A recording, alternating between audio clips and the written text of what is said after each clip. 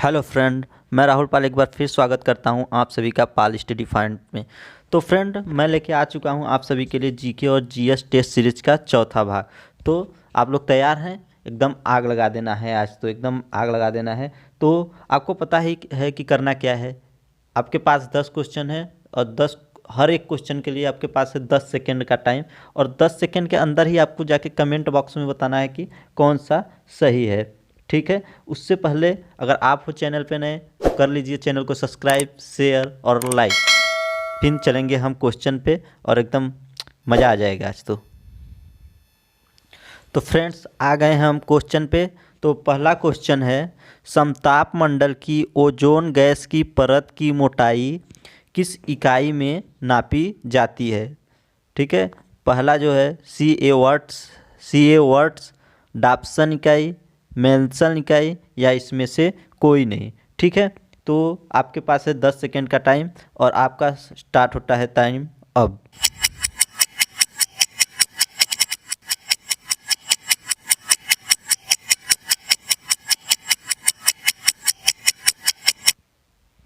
ठीक है, आपका टाइम जो है वो हो गया है समाप्त।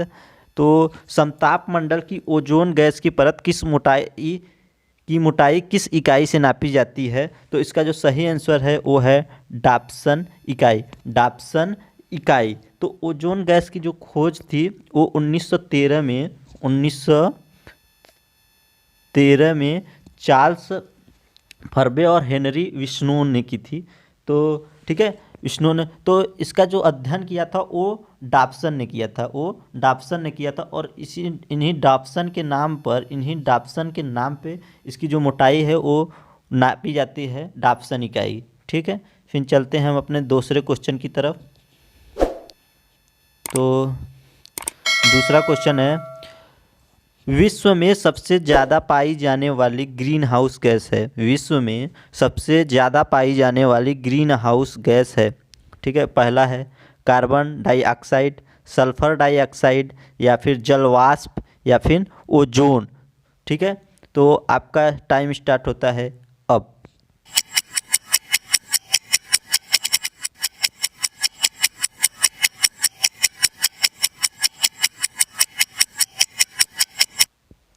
ठीक है, टाइम समाप्त हो गया। तो इसका जो सही आंसर है वो है जलवाष्प।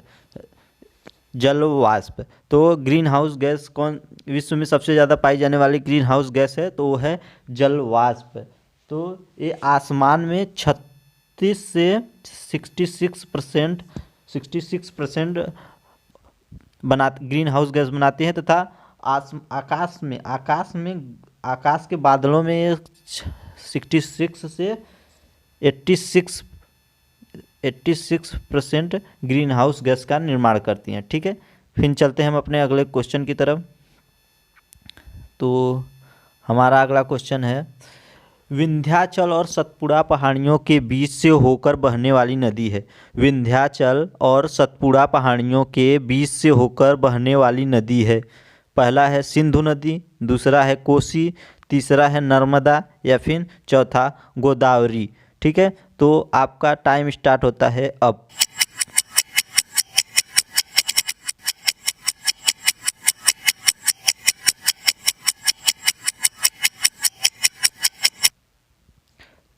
ठीक है। तो आपका टाइम है जो हो गया है समाप्त। तो इसका जो सही आंसर है वो है नर्मदा। ठीक है। नर्मदा, इसे जिसे रेवा नदी भी कहते हैं, और ये करीब 1312 किलोमीटर की यात्रा करके खंभात की खाड़ी में अरब सागर में जाके मिल जाती है। ठीक है। तो इसका तीसरा सही है। ठीक है। चलते हैं हम अपने अगले क्वेश्चन की तरफ। तो अगला क्वेश्चन है, भारत की प्रथम बहुउद्देशीय परियोजना किस नदी पर बनाई गई थी? भारत की प्रथम बहुउद्देशीय परियोजना किस नदी पर बनाई गई थी? ठीक है। दामोदर नदी, गंडक नदी या फिर यमुना नदी या फिर कावेरी नदी। ठीक है। तो आपका टाइम स्टार्ट होता है अब।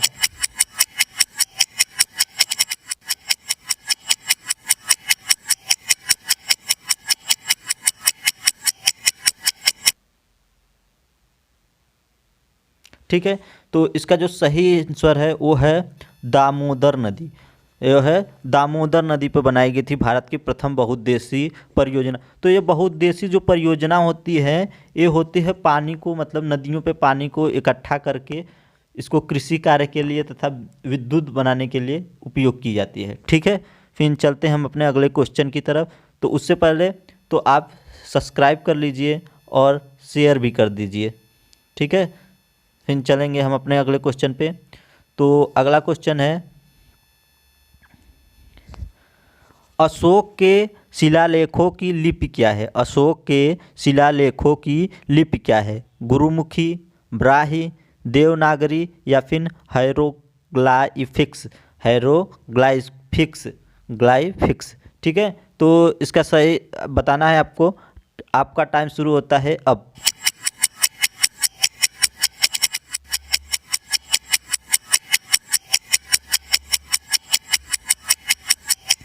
ठीक है, आपका टाइम जो है वो है समाप्त हो गया है। तो आपको बताना है अशोक के शिलालेखों की लिपि क्या है। तो इसका जो सही आंसर है वो है ब्राही।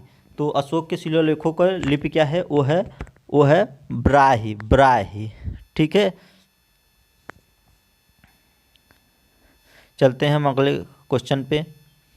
तो अगला क्वेश्चन है, पंजाब केसरी के नाम से विख्यात थे। पंजाब केसरी के नाम से विख्यात थे राजनीति सिंह, गुरु गोविंद सिंह या गुरु नानक या फिर लाला लाजपत राय। ठीक है, तो आपका टाइम शुरू होता है अब।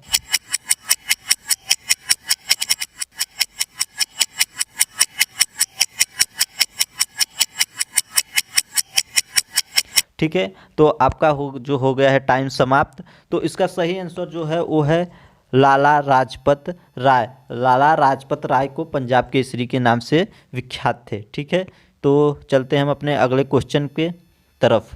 तो ठीक है, उससे पहले आप कर दीजिए सब्सक्राइब और शेयर दोनों। ठीक है, फिर चलते हैं हम अपने अगले क्वेश्चन पे। तो अगला क्वेश्चन है, धान की खेती के लिए उत्तम मिट्टी कौन सी है? धान की खेती के लिए उत्तम मिट्टी कौन सी है? सख्त मिट्टी, काली मिट्टी, लाल मिट्टी या फिर दोमट मिट्टी? ठीक है, तो आपको बताना है कि धान की खेती के लिए उत्तम मिट्टी कौन सी है। ठीक है, तो आपका टाइम स्टार्ट होता है अब।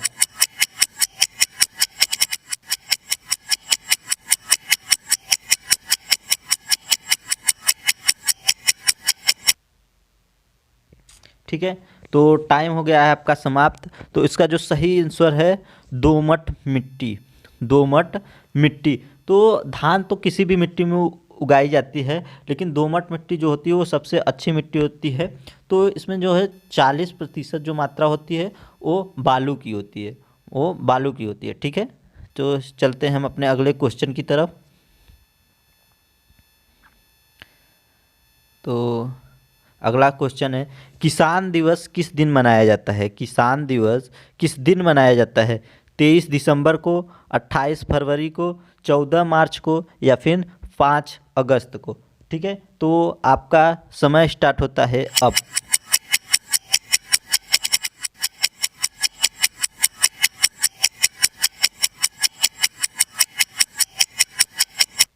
तो टाइम हो गया है समाप्त। इसका जो सही आंसर है वो है 23 दिसंबर।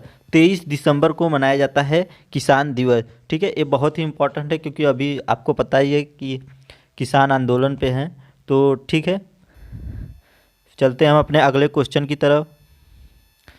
तो अगला क्वेश्चन है, चौरी चौरा कांड की घटना कब घटित हुई? चौरी चौरा कांड की घटना कब घटित हुई? 1923 ईस्वी में, 1920 ईस्वी में, 1924 ईस्वी में या फिर 1922 ईस्वी में? तो आपको बताना है चौरी चौरा कांड की घटना कब घटित हुई थी। ठीक है, तो आपका समय स्टार्ट होता है अब।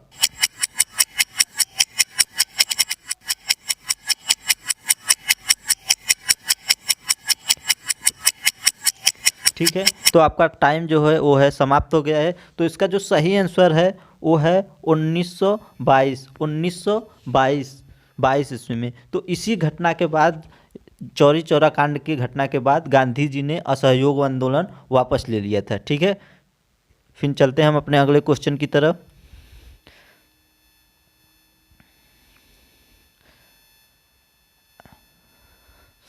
अगला क्वेश्चन है, सर्वप्रथम किसने स्वराज शब्द का प्रयोग किया? सर्वप्रथम किसने स्वराज शब्द का प्रयोग किया? महात्मा गांधी ने, राजा राम मोहन राय ने, बाल गंगाधर तिलक ने, या फिर स्वामी दयानंद सरस्वती ने, या फिर स्वामी दयानंद सरस्वती ने। तो किसने किया था आपको बताना है कि स्वराज शब्द का प्रयोग किसने किया था? महात्मा गांधी ने, राम मोहन राय ने, बाल गंगाधर तिलक ने, या फिर स्वामी दयानंद सरस्वती ने। तो आपका टाइम स्टार्ट होता है अब।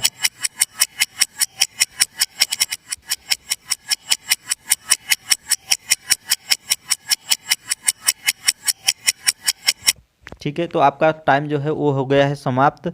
इसका जो सही आंसर है वो है स्वामी दयानंद सरस्वती। स्वामी दयानंद सरस्वती ने 1876 ईस्वी में स्वराज शब्द का प्रयोग किया था। उसके बाद में दादा भाई नौरोजी और बाल गंगाधर तिलक ने भी स्वराज शब्द का प्रयोग किया। ठीक है, तो आज का टेस्ट यहीं पर समाप्त हो गया। तो आपको कमेंट करके बताना है कि कैसा लगा आपको। ठीक है, फिर मिलेंगे अगले टेस्ट के साथ। बाय बाय, तब तक के लिए बाय बाय, थैंक यू।